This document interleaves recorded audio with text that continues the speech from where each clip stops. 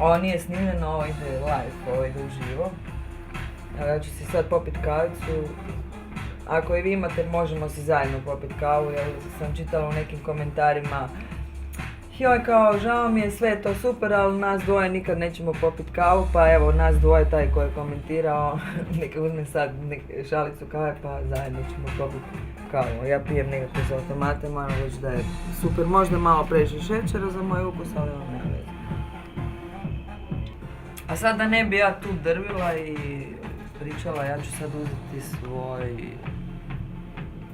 iPhone. Okrenut ću da vidite kako to izgleda. Ovo je znači producent svih vremena, dance glazbe u Hrvata i šire. Bog. I moj dobar prijatelj.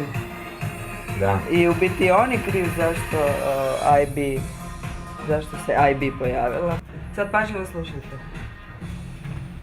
Sa Fejsa su Daniela Kustre, Kristina Inhof.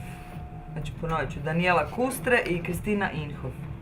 A Twitteraši, Lady Tina 86 i Box of Cravings, tak piše, da, su Twitteraši koji su dobili. I želim vam svima čestitati i vidimo se u Movieplexu i jedva čekam da pogledamo film. A najavila bi i sutra, dakle utorak, će biti također premijera pjesme na Turki partiju na Hrvatskom radiju, drugi program, u 13:30.